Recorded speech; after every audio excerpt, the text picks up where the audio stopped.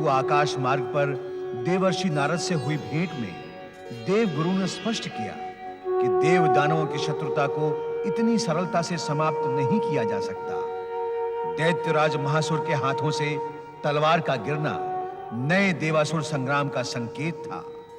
दैत्यराज महासुर यह निश्चय कर लेता है कि असुर शीघ्र ही स्वर्ग पर आक्रमण कर विजय प्राप्त करेंगे, किंतु दैत्य सेनापति का अनुरोध मानकर अभियान से पूर्व दैत्यराज महासुर दैत्य गुरु शुक्राचार्य के दर्शन का निर्णय करता है।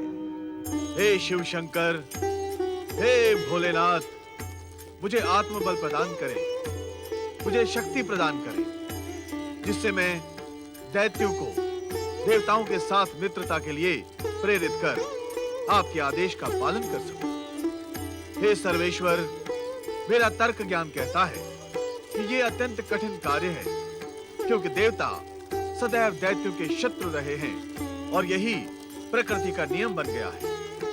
दया निधान, संभवतः आपने मेरी तर्क शक्ति, नीति ज्ञान एवं आत्मबल की परीक्षा हेतु यह असंभव सा कार्य मुझे सौंपा है। मुझे आशीर्वाद दे, जिससे मैं इस कार्य को सफल बना सकूं। ओम नमः शिवाय, ओम नमः शिवाय। सुंदर, अति सुंदर दैत्य गुरु, भगवान भोलेनाथ के प्रति आपके हृदय से निकली सच्ची प्रार्थना सुनकर नारद धन्य हुआ। मैं आपको प्रणाम करता हूँ। देवर्षि नारद, शुक्राचार्य आश्रम में आपका स्वागत है। नारायण नारायण। दैत्य गुरु, आज पहली बार आपके श्रीमुख से स्वागत के वचन सुन रहा हूँ। ये एक अभ्यास है देवर्षि नारद। अभ्यास? मैं कुछ समझा नहीं। दैत्य जाति औपचारिक शब्दों का प्रयोग नहीं करती, किंतु आने वाले भविष्य के लिए यदि शिव शंकर के शुभ प्रयास से देव और दानव मित्रता के बंधन में बंध गए, तब शुक्राचार्य आश्रम देवताओं के लिए खुल जाएगा। उस समय इन शब्दों का प्रयोग कठिन ना हो, इसीलिए अभी से प्रयास प्रारंभ किया है। दैत्य गुरु शुक्राचार्य, कार्य पूर्ण होने से पूर्व ही कार्य की सफलता की घोषणा आपके आत्मविश्वास का परिचय कराकर कार्य के सफल होने के संदेह को भी समाप्त कर रही है। जी, आप क्या कह रहे हैं देवर्षि? मैंने कार्य पूर्ण की घोषणा कर दी? हाँ, अभी अभी मेरे सम्मुख की है। अभी अभी आपके सम्मुख? हाँ, अभी अभी तो आपने कहा कि जिन शब्दों का प्रयोग आप भविष्य में करने वाले हैं उसका अभ्यास कर रहे हैं आप, अर्थात भविष्य आपकी दिव्य दृष्टि के सम्मुख सुनिश्चित हो गया है। नहीं देवर्षि, प्रयास की भाषा का प्रयोग करके भी आप मेरी दुविधा समाप्त नहीं कर सकते। ये प्रयास तो मात्र अपने आराध्य शिव शंकर के प्रति समर्पण है।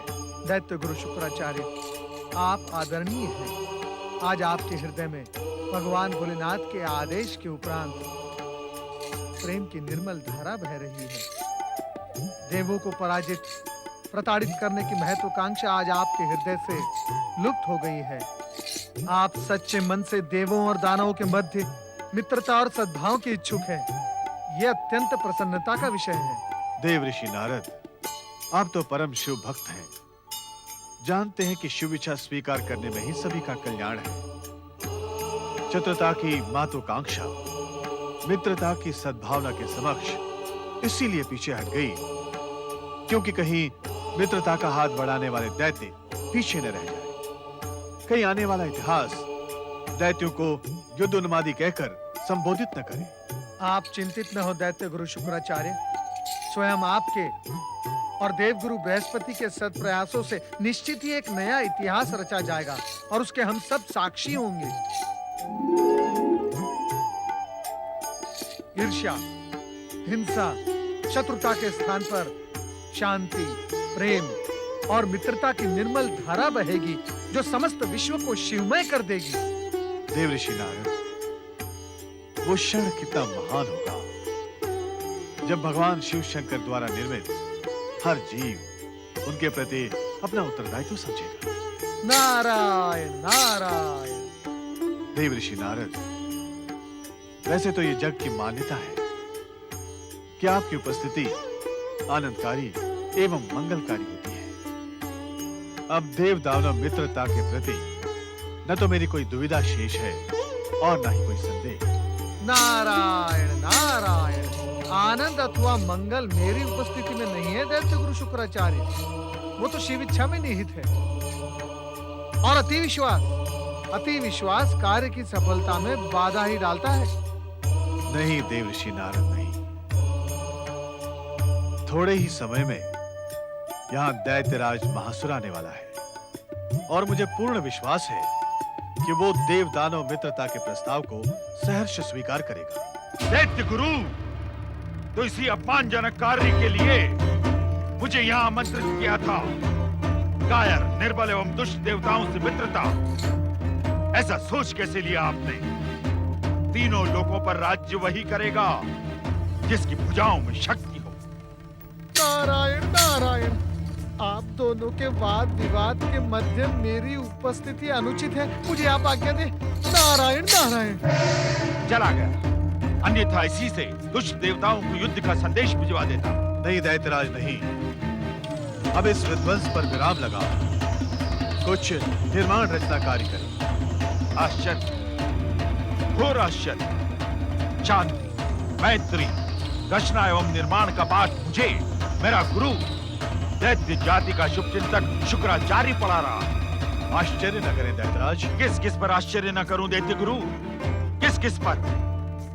आपके शिव से प्राप्त करने वाली सिद्धियों के स्वार्थ पर आश्चर्य न करूं, या देवताओं के छल पर आश्चर्य न करूं, अथवा जगत पालक विष्णु के समझ में न आने वाले व्यवहार पर आश्चर्य न करूं?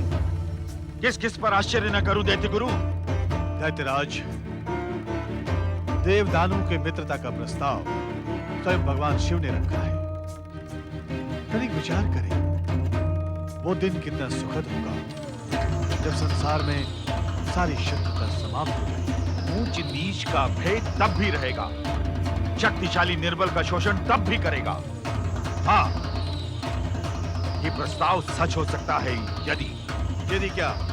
बोलो महासुर, इस प्रस्ताव की सफलता के लिए मैं अपने प्राणों की आहुति तक दे सकता हूँ। नहीं नहीं दैत्य गुरु, इसकी कोई आवश्यकता नहीं है। दुष्ट देवता अपनी श्रेष्ठता छोड़कर पाताल में निवास बना लें और हम राक्षस स्वर्ग में रहें बस। शिव,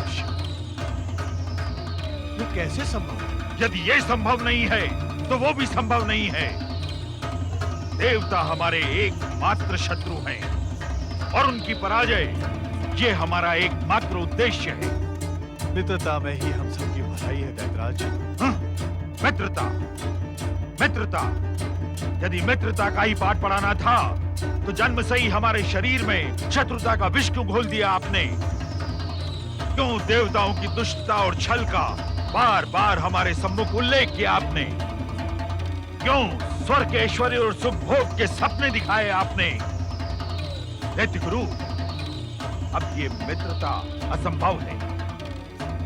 हम शीघ्र ही स्वर्ग पर आक्रमण करके देवताओं पर अपनी श्रेष्ठता सिद्ध करेंगे। हाँ। महासुर, ठहरो महासुर। मित्रता? इन क्रूर अत्याचारी और आतताई दैत्यों से मित्रता? असंभव देवगुरु, असंभव। कहीं आप भगवान शिव के आदेश का अनुचित लाभ उठाकर देवताओं के विरुद्ध किसी षड्यंत्र के आकांक्षी तो नहीं है देवराज? अथवा किसी लोभ में आकर दैत्य गुरु शुक्राचार्य के साथ मिलकर देवताओं के विरुद्ध षड्यंत्र की रूपरेखा तैयार कर रहे हैं इस नए प्रस्ताव की आड़ में?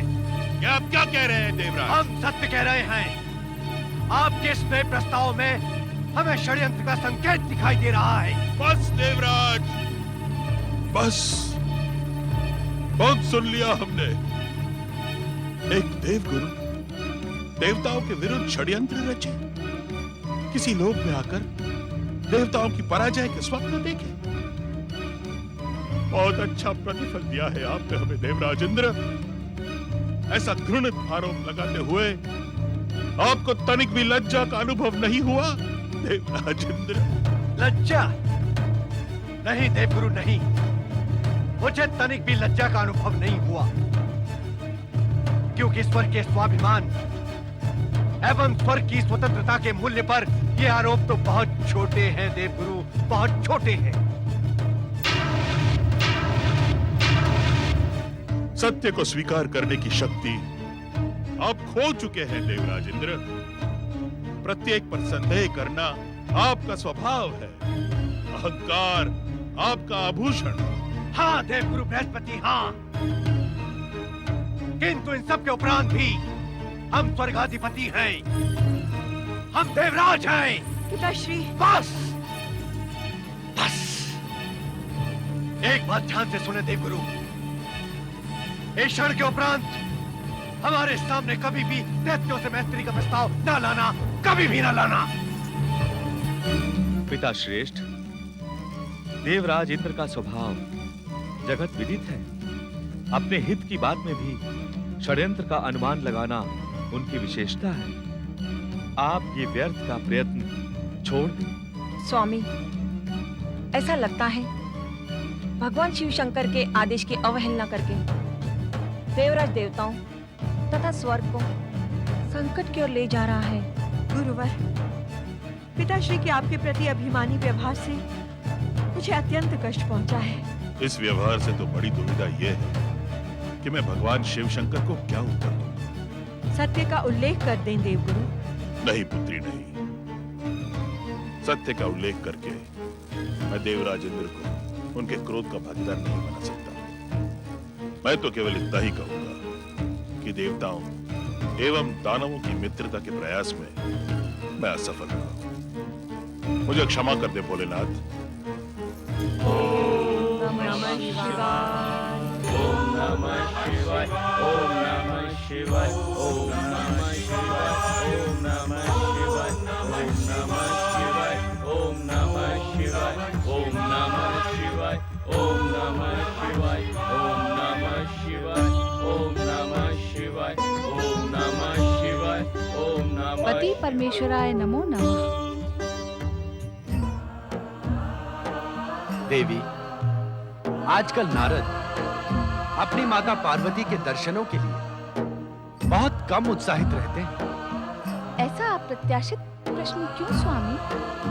ये अप्रत्याशित प्रश्न तुम्हारे स्वभाव के अंतर से ही जन्मा है देवी। मैं कुछ समझी नहीं स्वामी।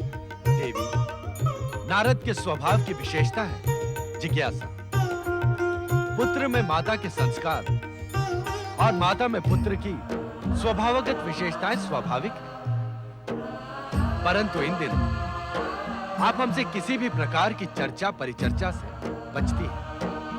हम नारद का उल्लेख कर आपकी इसी उपेक्षा का कारण जानने की इच्छुक हैं। स्वामी, आपके प्रति उपेक्षा की बात तो मैं सोच भी नहीं सकती।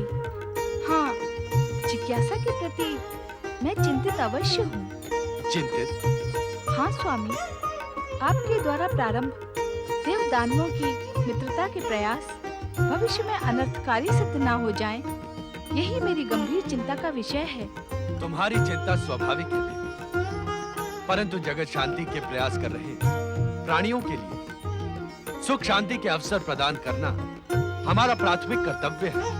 ये जानते हुए भी कि दोनों पक्ष अहंकार एवं दुर्भावनाओं से ग्रस्त हैं, आप उन्हें समीप लाकर मित्रता के बंधन में बांधने का प्रयास कर रहे हैं। हाँ देवी पार्वती, क्योंकि मित्रता एवं सद्भावना ही हर युद्ध समस्या का स्थायी हल है। देवगुरु एवं दैत्य गुरु ने हमें सहर्षी सहयोग का आश्वासन दिया है। इसीलिए इस विषय पर तुम्हारी चिंता अनावश्यक है। क्या देवगुरु बृहस्पति एवं दैत्य गुरु शुक्राचार्य के प्रयास सफल होंगे? संभव है ना हो तो इस शुभ प्रयास का लाभ क्या होगा स्वामी? परिणाम असफल होने की स्थिति में देवता एवं दैत्य हमारे पास समस्या लेकर तो नहीं आएंगे। हमारे पास आने से पूर्व उन्हें हमारे प्रस्ताव को ठुकराने का स्मरण तो रहेगा। स्वामी, आपने जो कुछ कहा वो तर्कसम्मत एवं मुझे स्वीकार है। मैं आपके प्रत्येक कार्य में आपकी सहभागिनी हूँ।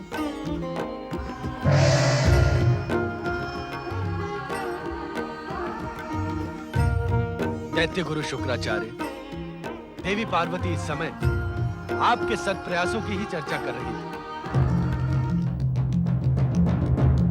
दैत्य गुरु, आपके हाव भाव देखकर ऐसा प्रतीत हो रहा है कि आप दैत्यों को मैत्री का पाठ पढ़ाने में असफल रहे। आपकी कोई युक्ति उनके बैर भाव समाप्त नहीं कर सकी। देवादिदेव, आप सर्वज्ञ हैं। दैत्यों के दुष्ट स्वभाव से परिचित होते हुए भी आपने जो आदेश मुझे दिया था, मैंने हृदय से उसका पालन किया एवं भविष्य में भी करता रहूंगा। किंतु क्या दैत्य गुरु, अपनी बात में संकोच कहिए। माता, ऐसा प्रतीत होता है कि देव दानवों का युद्ध कभी समाप्त नहीं होगा। दैत्य गुरु शुक्राचार्य, आपने हमारे आदेश का पालन करने के लिए अपने आप को पूर्ण रूप से समर्पित किया। यही हमारे लिए संतोष का विषय है। आपकी अति महत्वाकांक्षा से रुष्ट होकर हमने स्वयं प्रदान की हुई मृत संजीवनी आपसे छीन ली थी। वो शक्ति इस प्रयास के पुरस्कार स्वरूप हम आपको पुनः प्रदान करते हैं। आप महान हैं देवादिदेव। आपने अपने इस तुच्छ सेवक को अपनी दया का पात्र बनाकर अपने आशुतोष नाम को सार्थक कर दिया। आपका योगदान मेरे लिए अमूल्य धरोहर बना रहेगा।